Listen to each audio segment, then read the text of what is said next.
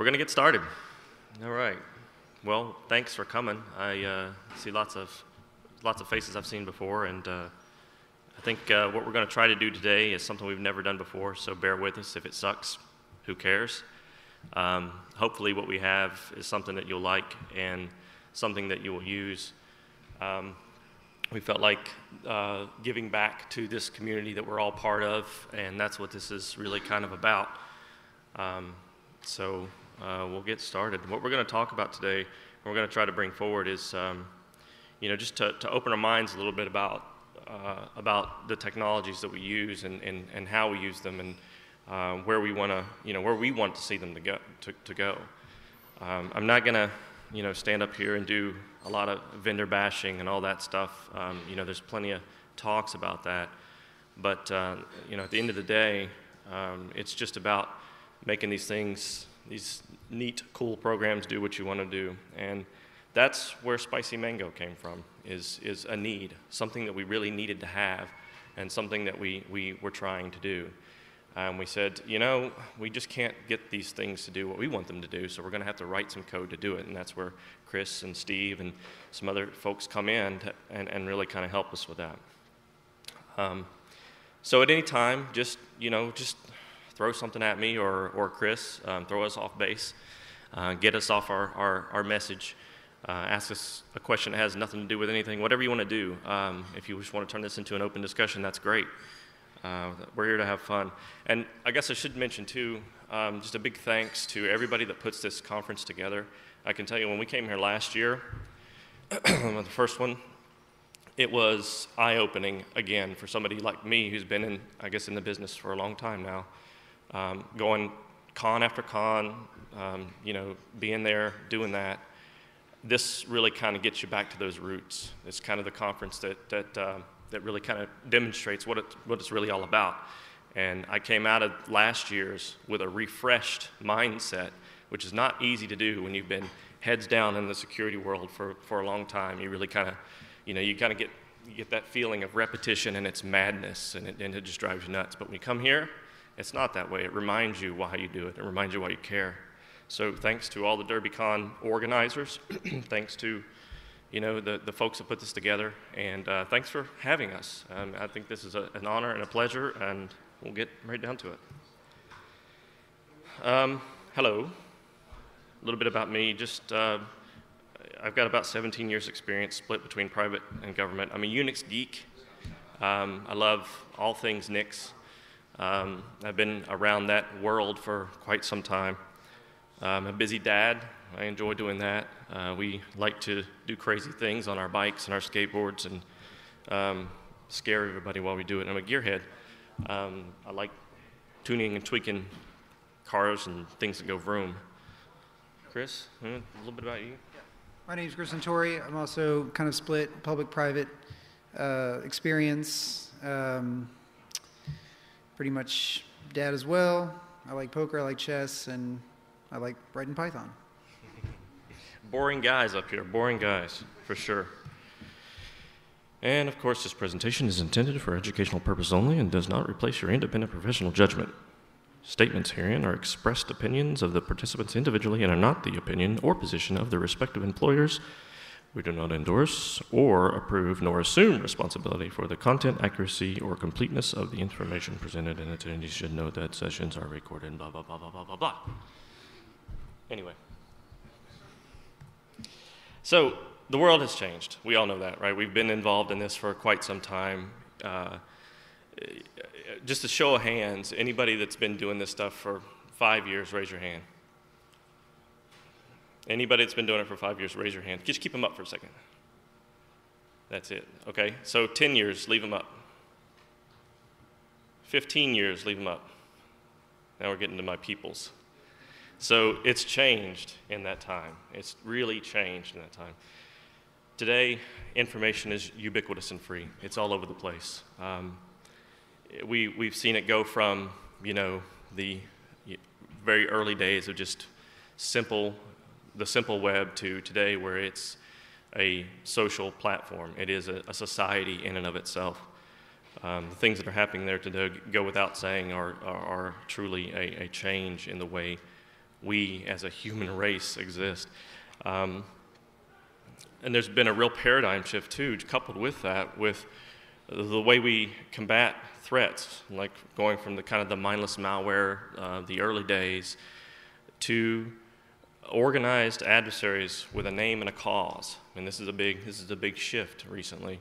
And that's kind of what really kind of gave birth to this platform that we've got. Everybody familiar with Rasgas? What's going on with the cutting sword of justice? That's pretty scary stuff. It goes without saying too that just demonstrates how wildly things have changed. Like 30,000 some odd machines. Big deal. What's going on is just seeking to damage reputation. It's a very, very valuable target now. If I can damage your reputation, it's almost as good as stealing your money. Big switch there. And the impact this has just in general, if like I said, as a raising kids in this world and thinking about those types of things and how society operates now versus the way it did then, you've got this component now that you have to think about, and it's extraordinary. So just last year, 18 of 46 major insurance organizations were breached. That's according to Deloitte. And if you just think about what that means, if you just kind of put your mind around what insurance companies have, and many of you may know verbatim what they have, but they've got everything, all of it. Everything you've ever done, everything you've ever smoked, drank, ridden in, driven. They've got that type of data that's sitting there, and almost 50% of them lost it.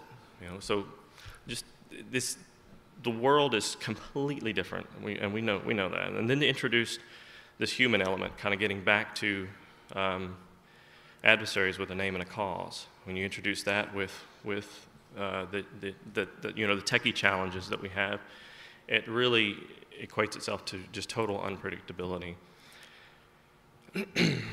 And again, just to kind of go back, I'm not going to bash. I'm really going to try not to do that.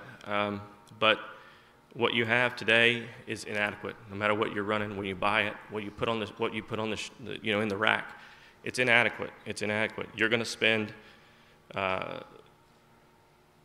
enormous amount of time, making significant modifications to these platforms. You are. You do it every day. We do it. We all do it.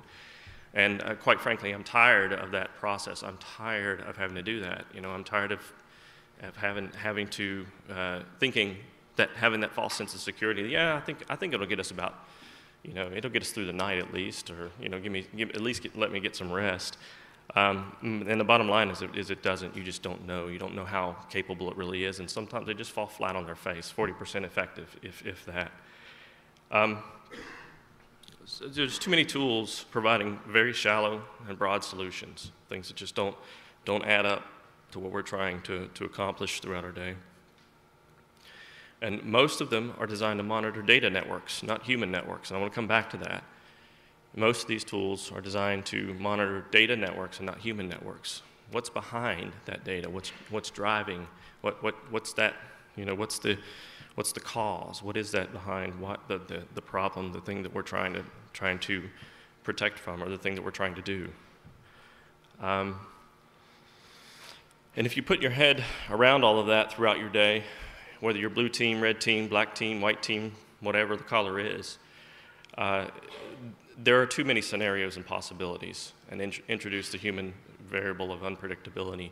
You just cannot prepare for everything that's possibly out there, so you cannot give any real sense of assurance on what can happen.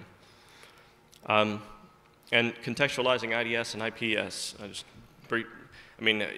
I think it was a great thing when we started to see signature-based detection come along, and we had Snort show up to the scene, and that's great.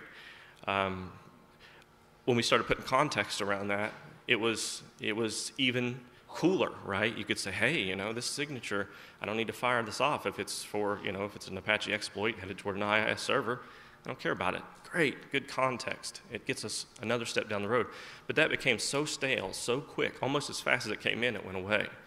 So that type of contextualization grows stale very fast.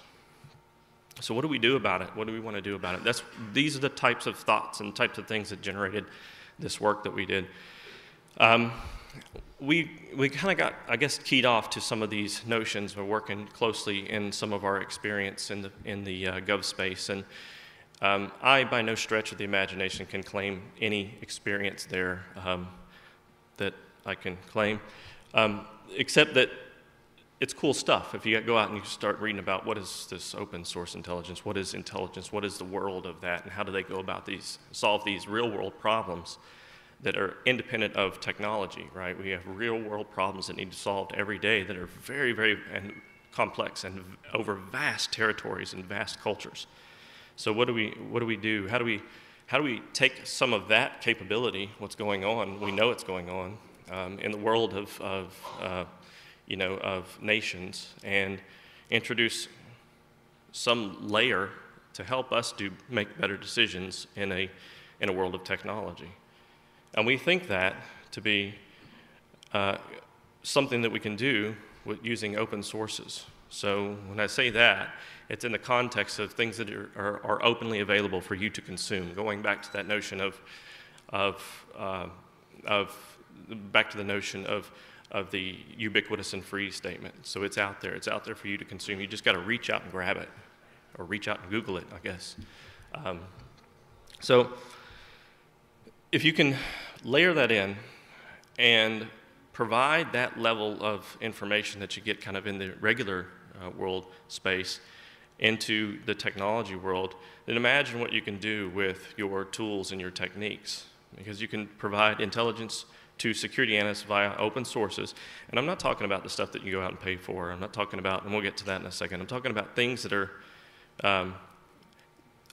things that help you get to know your threat actor, what their methods are and what their cause is. If you get to know these things, you can provide a formidable defense strategy. You really can. If you know their methods, if you know that their cause is, and you know who they are, and it can be key.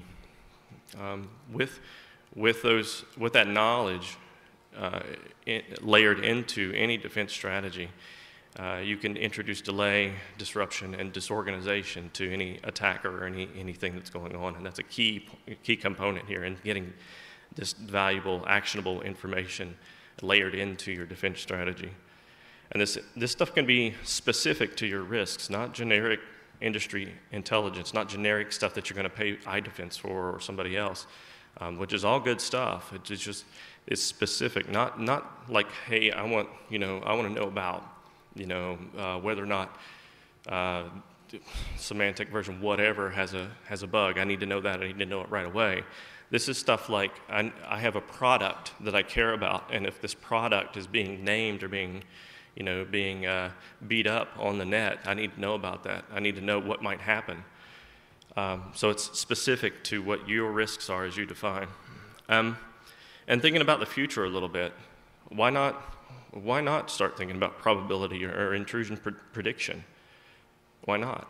I mean, if you know that you have threat actors, you know that people are planning things, you know that this stuff is going on, we know where they are, you know where they are, you know what their conversations are, you probably can pick up on some things that might happen, or things that have the potential to happen, or more probable to happen than not. Why not? Why not layer this stuff in? Pay somebody to do it. What about Stratfor? Pay them. These indicators are freely available. We don't want to pay for it. Again, coming from the community, being part of the community, this stuff is too expensive and too generalized. So let's do it as a community. Let's do it together. Let's explore what we did to solve some of these problems, and hopefully out of today, when we release the tool and show everybody where it is, we can get more people to come and help us with this effort, help us develop this platform, help us make it what we think it can really be. So enter Spicy Mango. You want to start up? So this is a tool. This is the demo part. This is the part where we really fall apart and start to really suck. So let's go for it and throw some questions at us. Chris, you want to go ahead? Well, I guess I can fill the space with a tap dance or something. Just a little bit about the tool. All right, so this is just something we put together. It's not fully baked, it's beta, but gives us the ability to automate that process of collecting open source intelligence from various places in a modular way. It's kind of extensible. Let's see here.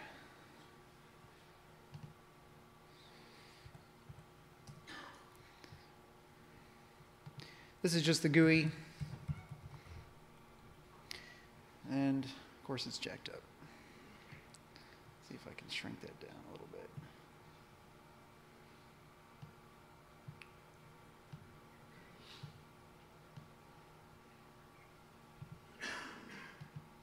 All right. So we kind of put it together in like a dashboard style. This is mainly for incident responders and stuff. Just one more dashboard to look at. It's really meant to be more complementary to as Jason said before. You have your monitoring tools that monitor networks, data networks. This is more of a monitoring tool for lack of a better term, human networks. And what we have is we have currently 3 modules. We have one for Twitter, one for Facebook, one for IRC. And what we do is we define keyword searches. I think I actually have a slide I was supposed to start with on that. So bear with me, sorry.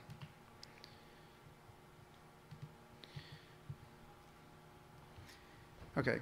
We define keyword searches, which basically just establishes queries out to their APIs and pulls in data. What you want to do with these is cast a wide net. Just get as much information that could be potentially relative as possible, bring it in, normalize it, and then you can start doing transforms on it, and that's where the GUI sort of comes more into play. And we also try to take into account, like for instance, Twitter's API has operators that you can use in your queries, so support those.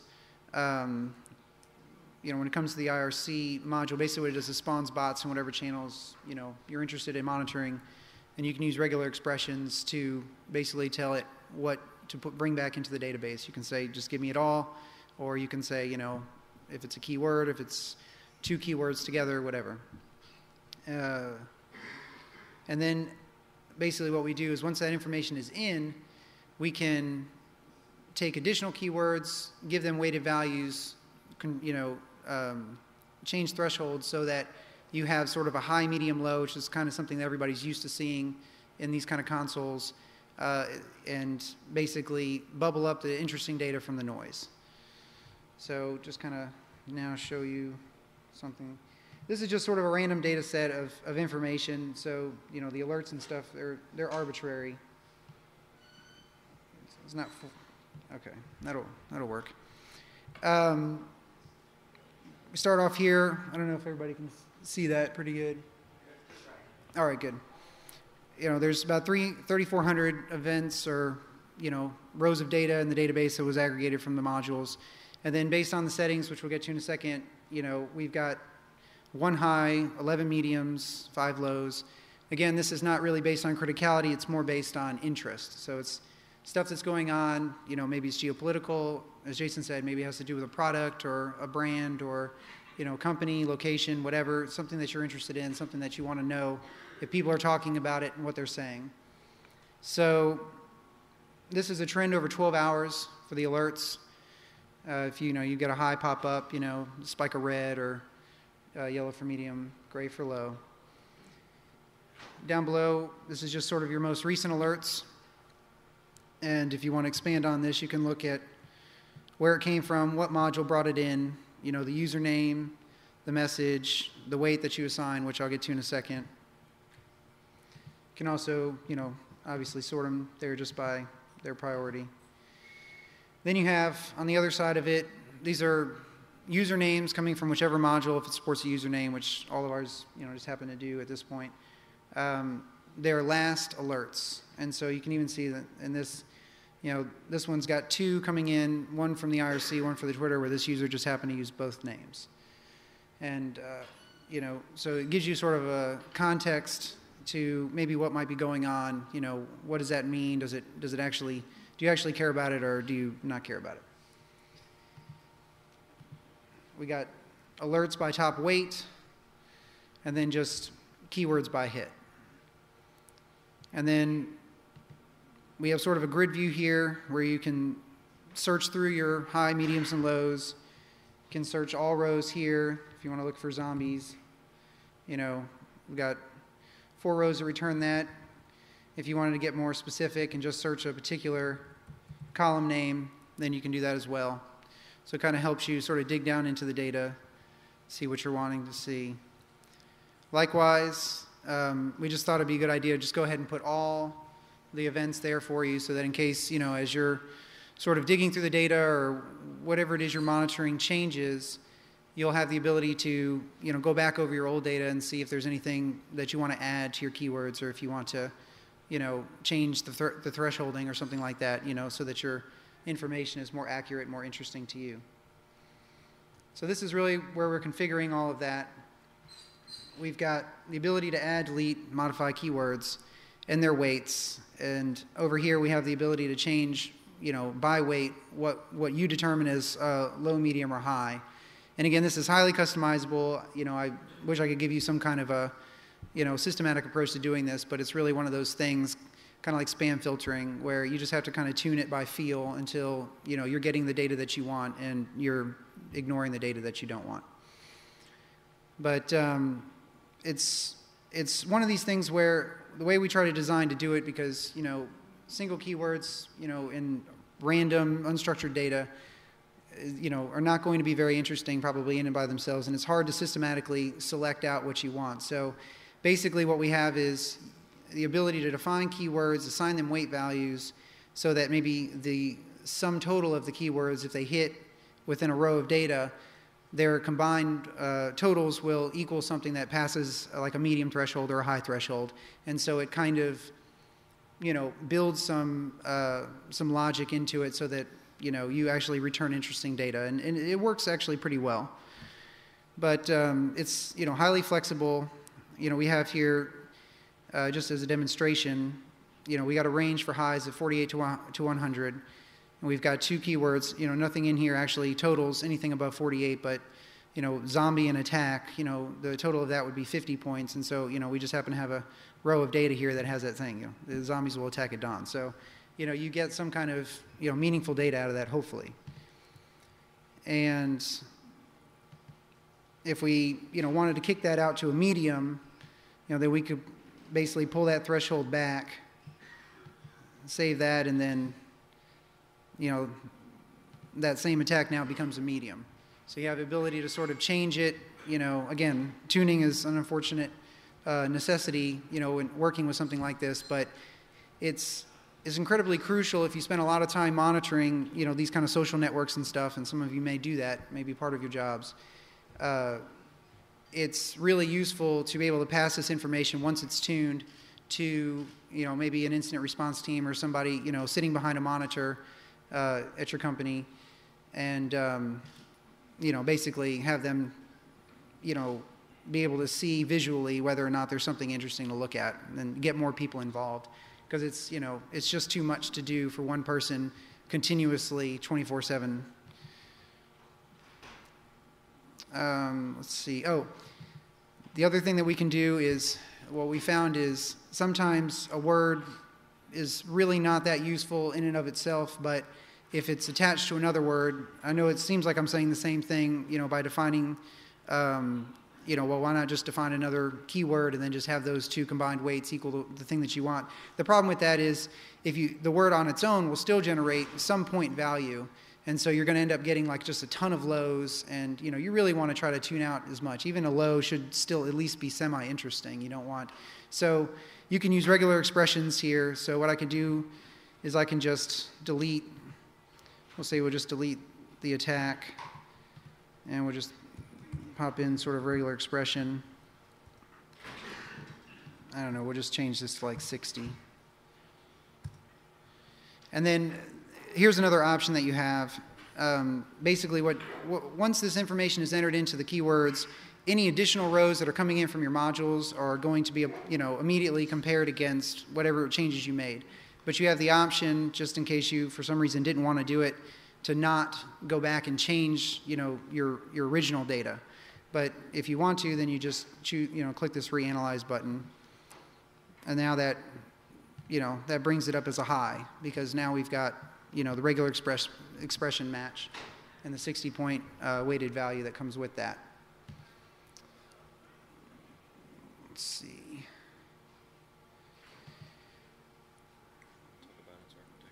Yeah, I think I'll move into the configuration files. When you start it up, there's basically two configuration files. Pardon? Can't read the blue? Yeah. Can't see it. Sin off?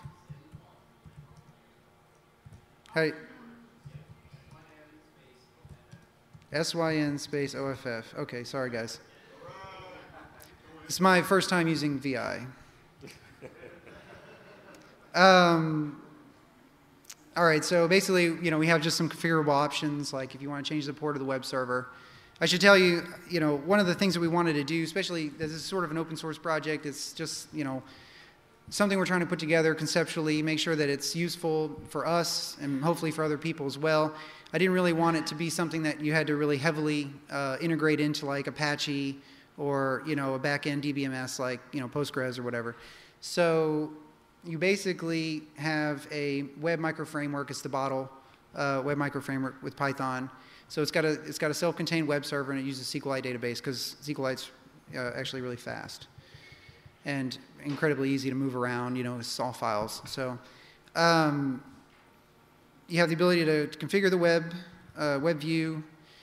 Also, with the modules that we currently have, there's a few things that you can configure. One of the things we found, which is probably going to be problematic going forward with this, but it's just one thing you have to work around, is that the APIs change all the time. Twitter's, changing theirs. Facebook is, getting a little crazier too.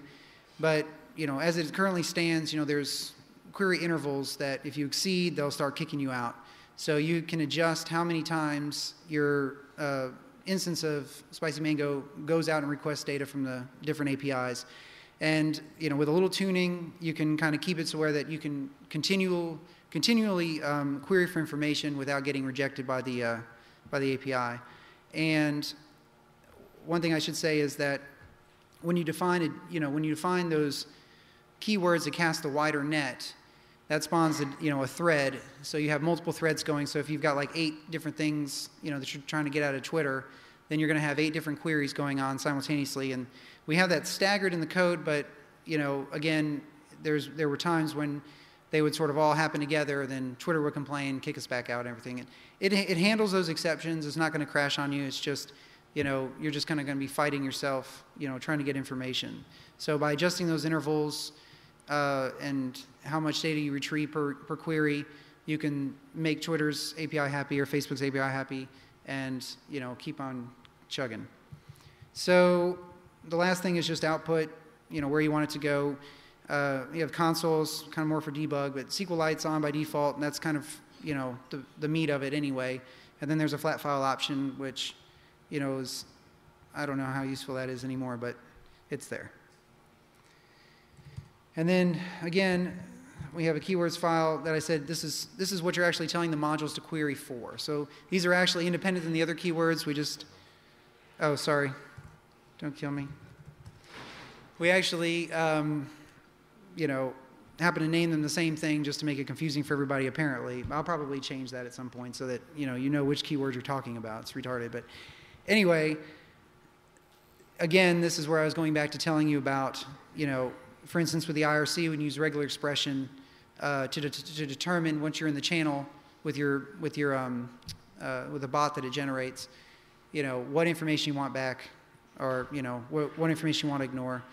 And then Twitter's actually can make use of the Twitter's operators, their API operators and/or username, whatever. And Facebook is just really just a string search basically. So I couldn't find much in the way of additional information out of that. This actually uses the Graph API, huh? Because it changes to Yeah, it does change. So it's probably going to be a pretty dynamic project. Just trying to keep everything up to date. Let's see. Let's go back. That's pretty much it. It's, like I said, it's more of a foundation, but it's proving to be useful. Couple of notes. It's beta. There's bugs. You know, we have the 3 modules that we've talked about here. The foundation is there to build additional modules in, so, you know, we're going to be trying to work on that pretty good, you know, because there's a lot of other interesting, you know, areas of information like, you know, pastebin or whatever that we would want to, you know, be able to monitor like this. So we're going to be working towards that. The other thing is, you know, based on what I told you before, the portability was sort of an attractive thing at this stage. As it grows, as you've got, you know, maybe 100,000 lines in your database, you know, this design is probably not going to scale too well. So we have to start looking at being able to build in the ability to write to more mature database models or database management systems. So that'll all hopefully come in the future. And then basically what we want to do is create a really easy way to write a module. So, you know, looking at doing something where you're basically just importing, you know, a group of, you know, Python modules that you need, like the source in the core or the output in the core, and then you write your code so that you're getting whatever information you want. You just basically, you know, initiate an instance of an output class, assign your data to the variables, send output, and then the framework will take care of where it goes based on what you've defined in your configuration. So if you want it to go to database, you want to go to flat file, you want to go to console. It also does some sanitation and you know, all the normalization and stuff. And then just a couple of other like little features and stuff. Oh, sorry. Let's see here. Like being able to send errors and warnings, whether you want to send it to the console or send it to a log file, or redirect that stuff. So trying to, you know, build out some, like a feature set, almost like a framework, so that when you're writing a module, you know, it's very easy to do. You can just kind of focus on getting your data, and then it's very easy to just assimilate that into the general framework. So future plans, obviously, add more modules, looking at like pastebin, RSS, maybe just a general screen scrape or something like that. You know, work on the module development, you know, environment so that it's easier to write modules. You know, it takes less code basically. You know, a lot of options for output. You know, the 2 main ones we're looking at is doing some sort of a standard syslog format so that you can just put it right in there with whatever data that you already have that you're aggregating in a SIM. Email notification could come in handy that way. Maybe if you really care about it, you might get an alert, you know, at 2 o'clock in the morning that you need to go look at something in Twitter or whatever. Demonize, it's not demonized right now. That just takes a little code, I guess. And then more scalable option, which we talked about. And then, you know, obviously, because we're talking human networks, languages are problematic. So looking at some ways of supporting some translation and things like that, so that, you know, you're not just limited to whatever languages you can understand.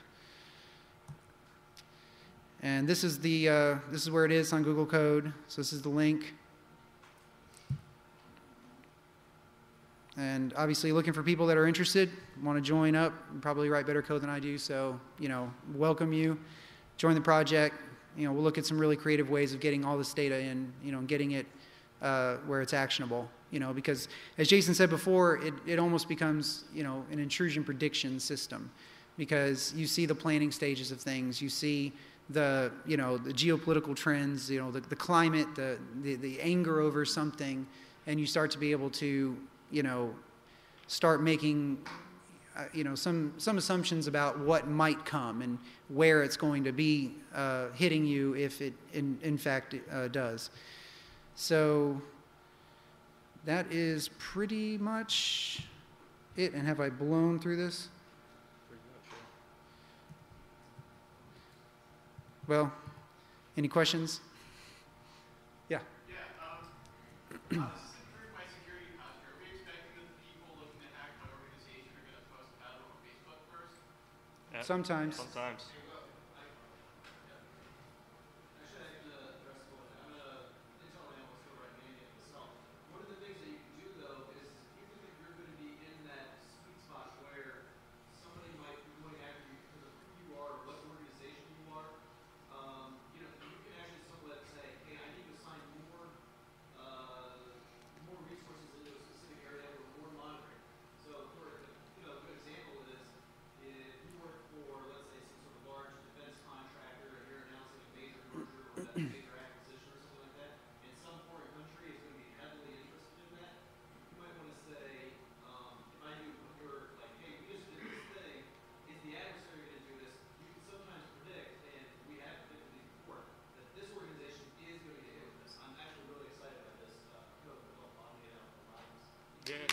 Thank you.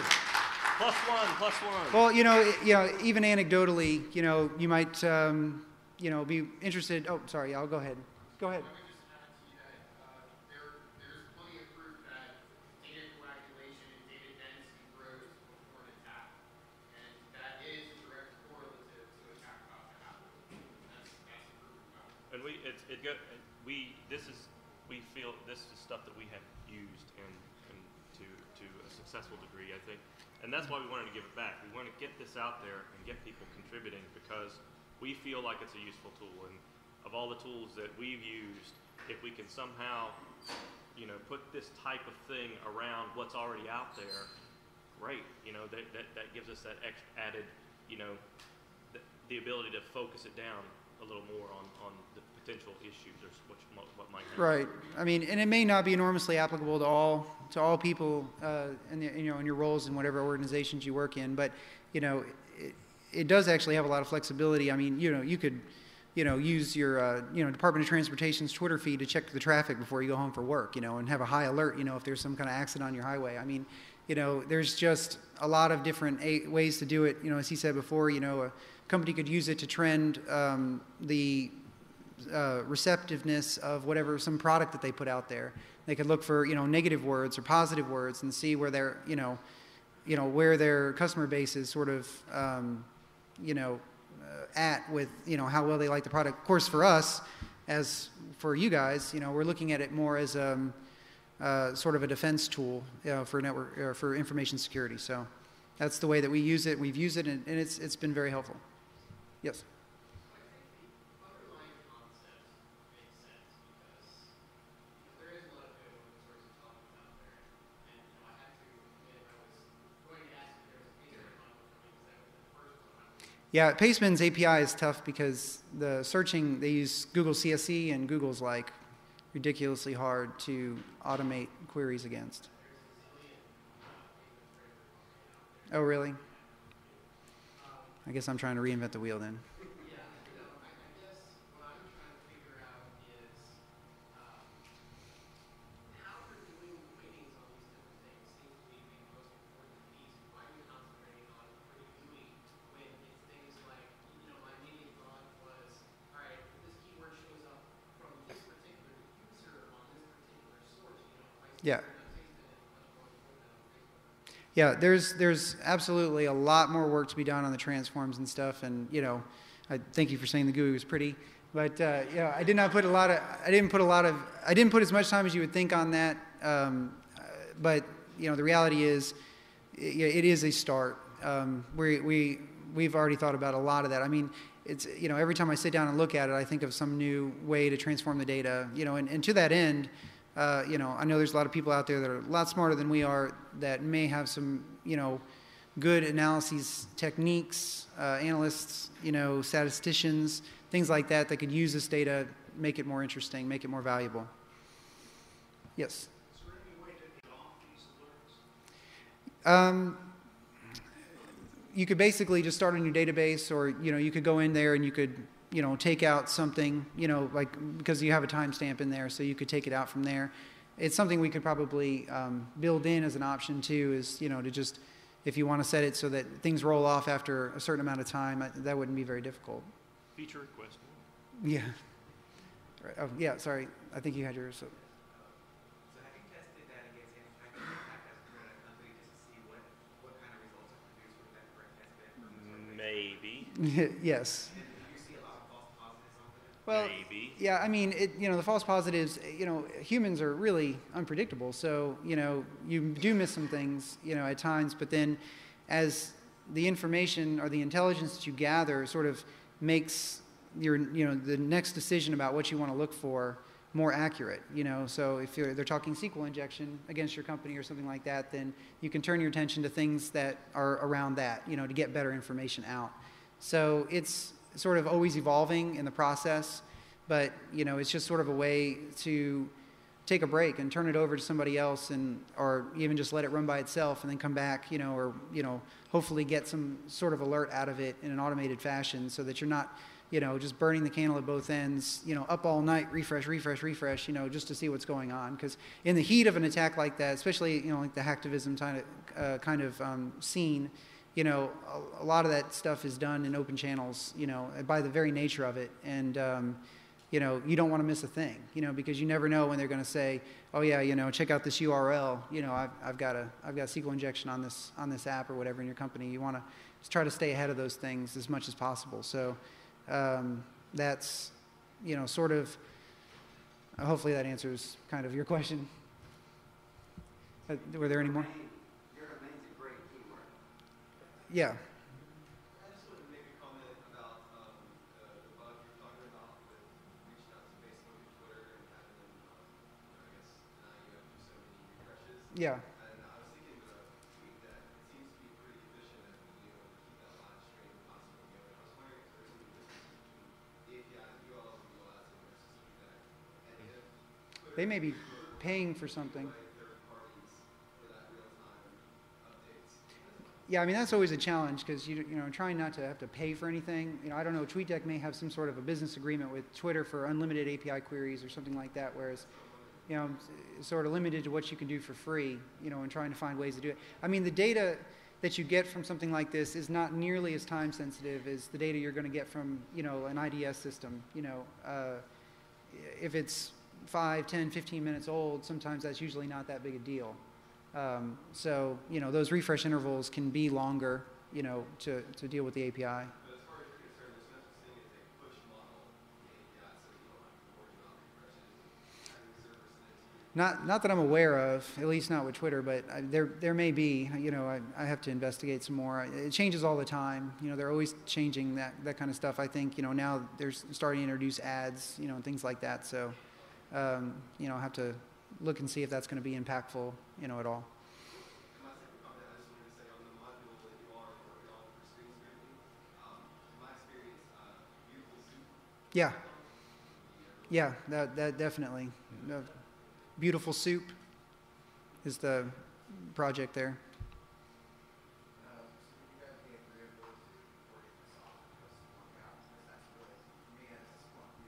Yeah.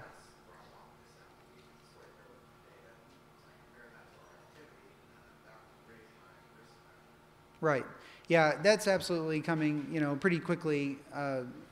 I know there's a standardized syslog format that probably, you could use Splunk to get that data and just have it push out in that format so that you can get all your data in one spot. And you don't have to go to yet another console, It should be pretty easy to do. Oh, over here.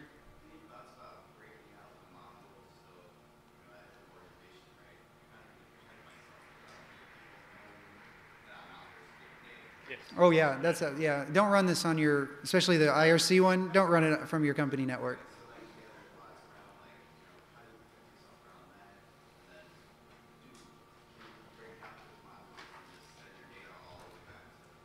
Right. Yeah. I mean, as it stands, there's even somewhat of an ability to do that because you can define the path of your database. So if you have some way to, do it remotely and then have it log locally, and then you can spin up an instance of Spice Mango on that other, on that database that the other instance is collecting on, and you can use the web GUI on your local one. So you've got all the API calls coming from, a different IP. You can look at it locally on your own, Amazon network. has some nice free stuff that you can use too, like EC2, micro instances, stuff like that. All right, well, we're a little early, but you guys probably aren't not complaining. So if that's it, I think we are done.